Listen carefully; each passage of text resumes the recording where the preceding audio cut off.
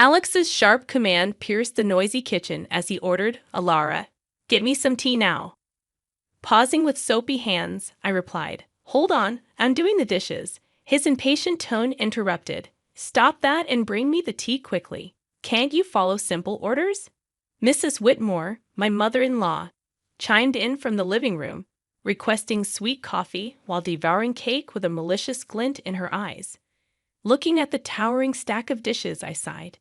"There are so many. Leave them for later. Just do what we say, useless wife." Alex's words were like a whip, each one stinging. At 28, I was a Lara, a working mom feeling trapped in a life more like a prison than a home. Married at 23, I had hoped for love and companionship, but found myself entangled with Alex and his domineering mother. My only source of joy, our 4-year-old son, was a bright spot in my otherwise bleak world. Living in Alex's parents' house was a decision forced upon me under the guise of caring for Mrs. Whitmore after my father-in-law's passing. At first, I felt sorry for her apparent grief, but it soon became evident that I was just a pawn in her cruel game of domestic control. Whether it was cooking, cleaning, or working, my efforts were never enough. Mrs. Whitmore would scorn my meals, leaving them untouched or harshly criticizing them. "The stir-fry is so half-hearted," she'd scoff. "Cook it properly from scratch."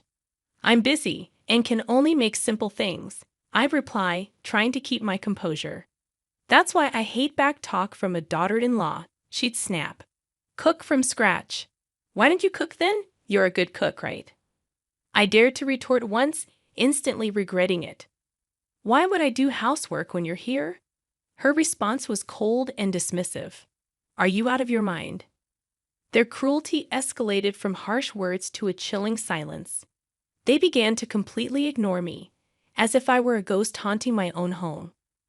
My presence, once undervalued, now felt entirely invisible. 5 years passed in this suffocating atmosphere. Alex and I turned 35 and 33, respectively. Our son grew, but the oppressive air in the house remained unchanged.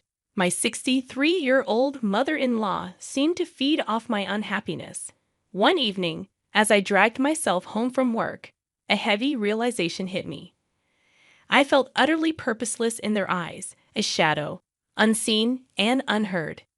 The only voice acknowledging me was that of my son, and the thought of losing even that small recognition was unbearable. Upon returning home, I immediately started cooking, attempting to dispel the gloom. I prepared mapo tofu, fried chicken, and a bell pepper and pork stir-fry, hoping to inject some normalcy into our dinner. Abruptly breaking his long silence, Alex commanded, "Bring me the mayo." "Sure, here you are," I replied, handing him the mayonnaise. His first words to me in ages were not of gratitude or conversation, but a mere order. It proved to be the final straw, the breaking point of my patience and tolerance. The evening took a darker turn when Mrs. Whitmore insisted, "Clean the toilet." "What now?" I exclaimed. "Yes, now," she insisted, her voice filled with venom. Unable to contain my frustration, I snapped back, "Don't say such a thing while we're eating. It's nasty, just like your heart," she hissed. Our argument with Alex quickly escalated, and he demanded that I apologize to his mother. However, for the first time in years, I stood my ground and refused. The conflict reached its zenith, and in that moment, a decision solidified within me. I realized I needed to escape this toxic environment, not just for my sake, but for the well-being of my son. Retreating to my room, my determination strengthened. I downloaded divorce papers, filled them out, and slammed them in front of Alex. His shock was evident, but I felt nothing but a cold resolve. "I'm filing these," I declared, my voice unwavering. Facing my husband's bewildered expression, I recognized that I had finally stepped out of the shadows. It was time to reclaim my life. The days following my declaration of divorce were filled with cold glares and biting remarks. However, amidst this storm, I discovered an unfamiliar sense of liberation. One evening, as I served dinner, Mrs. Whitmore disdainfully looked at the meal. "You call this food? Even a child cooks better, she remarked. I bit my tongue, focusing on my son's smiling face. Eat up, sweetheart. I made your favorite tonight. Alex chimed in, his voice dripping with sarcasm. Oh, playing the perfect mother now, are we? What a joke. Despite the anger simmering within me, I maintained my composure. I'm just trying to make a nice dinner for our son, I calmly replied. Mrs. Whitmore scoffed. Don't act high and mighty. You're just a burden in this house. The tension at the table thickened, and Alex's attempts to belittle me only intensified. So, Alara, have you thought about how you'll survive after the divorce? You can barely keep a house, let alone your own life, Alex challenged. I looked him squarely in the eye. I have been supporting this family for years. I'm not worried about taking care of myself and our son. Mrs. Whitmore interjected, We manage. We don't need your pity money. However, Alex's silence spoke volumes. He knew the truth. Without my income, they would be in dire straits. In the following days, their behavior became increasingly erratic. Mrs. Whitmore oscillated between sweet-talking me into staying and hurling insults when I didn't comply. Alex, on the other hand, appeared lost, his arrogant facade crumbling as the reality of his financial dependence became undeniable. One afternoon, I overheard a conversation between them that sent shivers down my spine. She can't leave us like this, Alex hissed. We need her money. Mrs. Whitmore's response was cold and calculated. Don't worry. I have a plan. We'll make her life so miserable she won't dare to leave. Hearing their true intentions laid bare was a revelation. They didn't care about me or even our son. It was all about control and money. That night, as I lay in bed, a plan started to take shape in my mind. If they wanted a battle, I would give them one. However, it wouldn't be fought with words or petty arguments. I intended to hit them where it hurt the most, their pride and their wallets. The next morning, I began putting my plan into action. I reached out to a lawyer, a sharp and no-nonsense woman who came highly recommended. I want a divorce, and I want to ensure they don't get a penny more than they deserve, I stated firmly. She nodded, her eyes gleaming with determination. We'll make sure of that. You've been the sole breadwinner, right? We'll use that. As the days went by, my determination only strengthened. I began documenting everything, the insults, the financial manipulation, even the smallest grievances. It was time to flip the script and make them face the consequences of their actions. Building my case, a newfound sense of empowerment filled me. For the first time in years, I felt like I was in control of my own destiny. The shadows of contempt were slowly lifting, and in their place, a new dawn was emerging. As the divorce proceedings kicked off, the atmosphere in the house became increasingly toxic. Yet with each passing day, my fear diminished, replaced by unwavering resolve. One evening, Mrs. Whitmore attempted a different approach. Alara, dear, why don't we forget all this nasty business? You know we're family. Her words oozed insincerity. I met her gaze without flinching. Family doesn't treat each other the way you've treated me, I responded. Alex, quietly observing, scoffed. Oh, playing the victim now? You're not as innocent as you pretend to be. Despite a surge of anger, I kept my voice calm. I'm not playing anything, Alex. I'm just no longer willing to be your scapegoat. The conversation shifted, as it often did, to finances. You think you can just take our son and leave? How will you support him? Alex challenged. I smiled, a small, confident curve of my lips. I've been supporting this family for years. I think I can manage. Mrs. Whitmore's expression twisted into a sneer. You're nothing without us. You'll come crawling back. But their words no longer held power over me. I grasped my self-worth and embraced the truth. The following day, I met with my lawyer once more. She outlined the strategy clearly. Expose their financial dependency on you. It will be pivotal in the custody battle and asset division. I nodded, feeling a sense of validation. The law was on my side, and I was prepared to fight back. At home, the tension reached its zenith. Mrs. Whitmore's attempts to undermine me grew more desperate. You think you're so smart, she spat one evening. but you're just a cold-hearted woman abandoning your family. Meeting her gaze directly, I replied, "No, I'm a woman who's finally standing up for herself." Alex interjected, his voice dripping with venom. "You'll regret this. You can't survive without me." However, his threats fell on deaf ears. I was done being intimidated. In the following days, my preparations for the court battle intensified. I gathered financial statements, recorded their abusive remarks, and collected evidence of their negligence. One afternoon, as I organized my documents, my son approached me. "Mom, are we going to be okay?" His voice was small and uncertain. I pulled him into a hug. "Yes, sweetheart, we're going to be just fine. We're leaving this place, and we're going to start a new, happy life, just you and me." His arms tightened around me, and in that moment, I knew I was making the right decision. In the following days, my preparations for the court battle intensified. I gathered financial statements, recorded their abusive remarks, and collected evidence of their negligence. One afternoon, as I organized my documents, my son approached me. "Mom, are we going to be okay?" His voice was small and uncertain. I pulled him into a hug. "Yes, sweetheart, we're going to be just fine. We're leaving this place, and we're going to start a new, happy life, just you and me." His arms tightened around me, and in that moment, I knew I was making the right decision. The day of the court hearing drew near, carrying with it a sense of imminent freedom.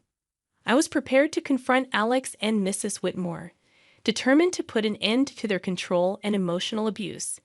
Ready to reclaim my life, I aimed to provide my son with the peace and happiness he deserved.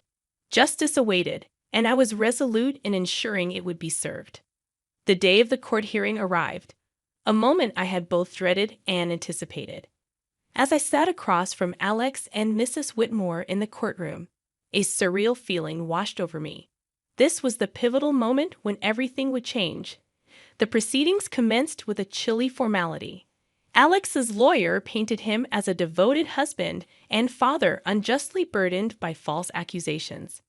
Mrs. Whitmore played the role of the grieving mother-in-law mistreated by an ungrateful daughter-in-law. However, their performance was transparent, their lies fragile. When it was my turn to speak, I addressed the court clearly, my voice unwavering. "I have been the sole provider for this family for years. My husband's employment and his mother's manipulation have consistently strained our household." Alex interjected, feigning hurt in his voice. "Alara, how can you say these things? I've always supported you." Turning to him, I maintained an unyielding gaze. "Support entails more than just words, Alex. It's about actions, and your actions have shown nothing but selfishness and cruelty."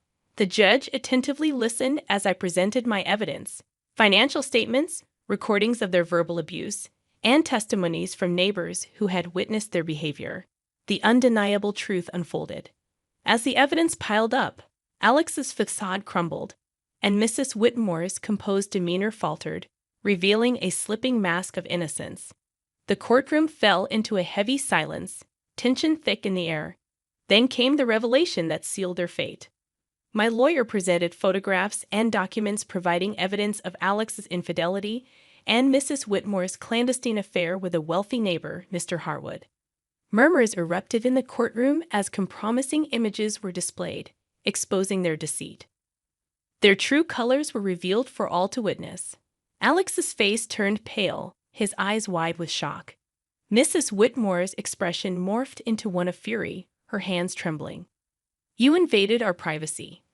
Mrs. Whitmore shrieked, her voice piercing. I looked at her, my voice calm but resolute. "No, I exposed the truth. A truth that you both have concealed for too long."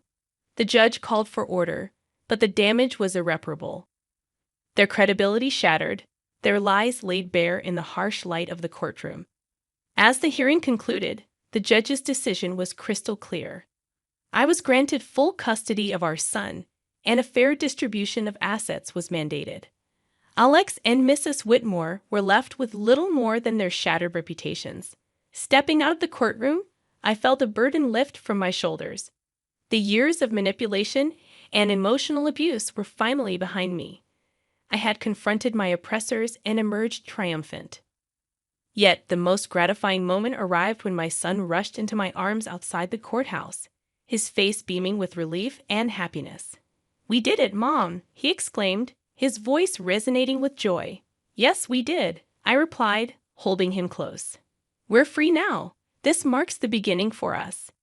As we walked away hand in hand, I recognized that this triumph wasn't just for me. It was a victory for every individual who had ever felt belittled, powerless, or undeserving. It stood for truth and justice, a new chapter unfolding, filled with hope and the promise of a brighter future. The aftermath of the court ruling was swift and chaotic. News of Alex and Mrs. Whitmore's deceit swiftly circulated, staining their reputations in our tight-knit community. They could no longer shield themselves behind a facade of respectability. In the days following the verdict, I dedicated my efforts to rebuilding my life with my son. Yet, I couldn't deny the satisfaction that came from knowing Alex and Mrs. Whitmore were facing the consequences of their actions. One evening, as I was preparing dinner, an unexpected visitor arrived. Mrs. Harwood, the wife of the wealthy neighbor involved in the affair. Her eyes were red with unshed tears. "Alara, I heard about everything. I can't believe what Sylvia, Mrs. Whitmore, did." Her voice broke, and I could see the pain etched on her face. I invited her in, offering a cup of tea. As we sat at the kitchen table, she poured out her heartache. Mrs. Whitmore's actions had caused more damage than she had ever anticipated. The next day, I encountered Alex in town. He was a mere shadow of his former self, his arrogance replaced by a defeated look. "Alara, please, can we talk?" he asked, his voice barely audible. I stopped, facing him. "What is there to talk about, Alex?" Fidgeting, he couldn't meet my eyes. "I am sorry for everything. I didn't realize how much I depended on you, on your strength." Though belated, his apology signaled a shift in power. He had lost everything: his dignity, his home, his family, and in that loss, he had finally acknowledged his own faults. However, it was Mrs. Whitmore who bore the brunt of the severe repercussions. Her involvement with Mr. Harwood not only tarnished her reputation, but also led to legal ramifications. Mrs. Harwood initiated divorce proceedings and pursued a lawsuit against her for alienation of affection. Through whispers and rumors from neighbors, I learned about Mrs. Whitmore's plight, a narrative depicting a woman undone by her own choices. She had become an outcast, rejected by those she had once considered friends. One afternoon, I spotted her at the grocery store, her eyes lowered as she hurried through the aisles. Our paths intersected, and for a moment, our eyes locked. The unmistakable look of resentment and defeat lingered in her gaze. "You did this to me," she hissed under her breath as she passed by. Observing her departure, I felt a blend of pity and vindication. "No, Sylvia, you did this to yourself," I whispered to myself. The wheels of justice had turned, and the repercussions of their actions were now inescapable. Alex and Mrs. Whitmore grappled with the life they had constructed through years of deceit and manipulation. Witnessing their struggle with the aftermath, I realized that the most potent revenge was living well, liberated from their toxic influence. Redirecting my attention to my son and our fresh start, I acknowledged that this wasn't merely a tale of revenge. It was a narrative of liberation, of breaking free from the chains of abuse and control. Looking ahead, I recognized that the best was yet to come.